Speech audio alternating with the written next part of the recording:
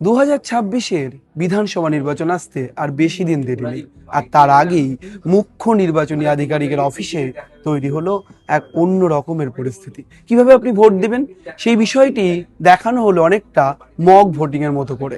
প্রথমেই এই যে কন্ট্রোল প্যানেল রয়েছে, দাদা যদি একটু দেখান, কন্ট্রোল প্যানেল পুরো রেডি রয়েছে তাই তো? একদম না, কন্ট্রোল প্যানেলে কানেকশন করাই রয়েছে।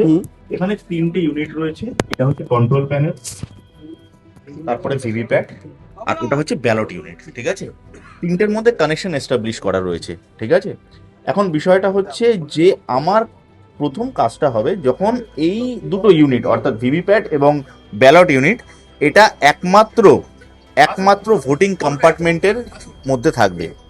ঠিক আছে, শুধুমাত্র কন্ট্রোল ইউনিটটা থাকবে হচ্ছে পোলিং অফিসারের কাছে। পোলিং অফিসারের কাছে যে অংশটা থাকবে, তিনি একটা করে ব্যালট ইস্যু করবেন।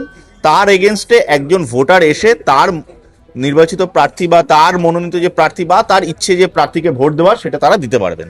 সাপোজ তিনি ভোট এলেন, হাতের কালি দেওয়া বা যা ডকুমেন্টেশন দেখবে বা আইডেন্টিফাই করবে, সেগুলো শেষ হওয়ার পরে ব্যালটটা ইস্যু করলো। দেখুন সঙ্গে সঙ্গে এখানে রেড লাইট ব্লিঙ্ক করলো, ওখানে দেখুন গ্রিন লাইট হয়ে গেছে, অর্থাৎ যেটা ব্যালট ইউনিটে গ্রিন লাইট হচ্ছে। এবার আপনি একটা ভোট কাস্ট করুন। যেই ভোট কাস্ট করলেন ভিভিপ্যাটে এখানে সঙ্গে সঙ্গে আপনি দেখতে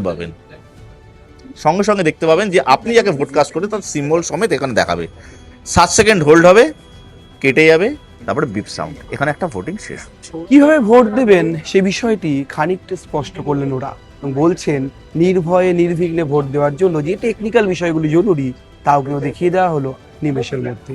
এখন দেখার আগামী নির্বাচনে এত কিছু করার পরেও সত্যি সত্যি নির্বিঘ্নে নির্বিবাদে মানুষ ভোট দিতে পারেন কিনা।